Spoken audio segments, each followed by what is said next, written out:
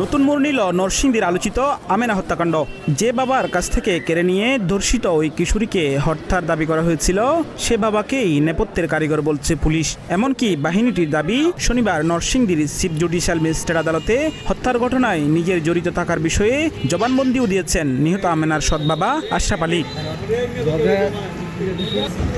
পুলিশের ভাষ্য, গোয়েন্দা তথ্য ও শুরুর দিকে গ্রেপ্তার আসামিদের জিজ্ঞাসাবাদে পাওয়া তথ্যের ভিত্তিতে হত্যাকারীর বিষয়ে প্রাথমিকভাবে নিশ্চিত হন তারা। পরে বৃহস্পতিবার নিহত আমেনার বাবা আশরাফ আলীকে হেফাজতে নিয়ে জিজ্ঞাসাবাদ করা হয়। জিজ্ঞাসাবাদে আমেনা হত্যায় জড়িত থাকার কথা স্বীকারও করেন তিনি। শনিবার দুপুরে নিজ কার্যালয়ে সংবাদ সম্মেলন করে বিষয়টি নিয়ে বিস্তারিত জানান নরসিংদীর পুলিশ সুপার আব্দুল্লাহ আল ফারুক। গতকাল 6 মার্চ আমরা মোটামুটি নিশ্চিত হই যে হত্যাকাণ্ডের প্রকৃত কে জড়িত ছিল, এবং তারই ধারাবাহিকতায় আমরা ভিকটিমের সৎ পিতা আশরাফ আলীকে জিজ্ঞাসাবাদের জন্য মাদক থানায় নিয়ে আসি, এবং সেখানে আমরা তাকে ব্যাপক জিজ্ঞাসাবাদ করি, এবং জিজ্ঞাসাবাদে এক পর্যায়ে সে এই হত্যাকাণ্ডের সহিত নিজেকে জড়িয়ে আমাদের কাছে স্বীকারোক্তি প্রদান করেন।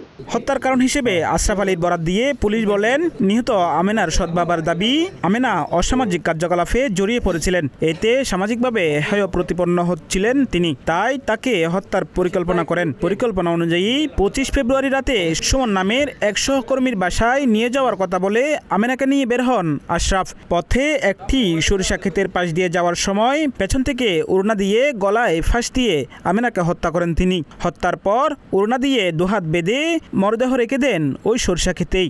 আর বাসায় ফিরে নুরার নেতৃত্বে আমেনাকে ছিনিয়ে নেওয়ার নাটক সাজান। সে বলেছে যে তার মেয়ে সামাজিকভাবে অসামাজিক কাজে লিপ্ত ছিল, এই কারণে এলাকার লোকজন সহ তাকে ভর্ৎসনা করত প্রায়, এবং তাকে এলাকা ছেড়ে যাওয়ার জন্য এলাকাবাসী বলেছিল যে তোমার মেয়ে এলাকার অসামাজিক কার্যক্রমে লিপ্ত আছে।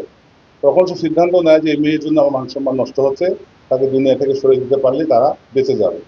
এবং তারই ধারাবাহিকতায় তারা 25 তারিখে রাত 8:30টার দিকে মেয়েকে নিয়ে জনৈক সুমনের বাসায় দিয়ে আসার জন্য রওনা করে, এবং বাসা থেকে রওনা হওয়ার 10-15 মিনিট পরে একটা সরিষা খেতে সে যাচ্ছিল। যাওয়ার পথে মেয়েটার সামনে ছিল এবং এই আশরাফ তার পিছনে ছিল।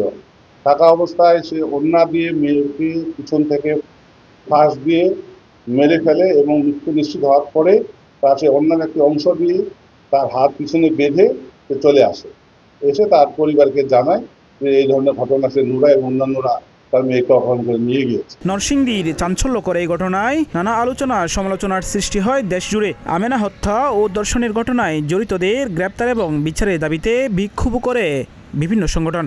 সপ্তাহখানেকের মধ্যেই একে একে গ্রেপ্তার করা হয় 7 জনকে। তাদের সবাইকে 8 দিনের রিমান্ডে পায় পুলিশ।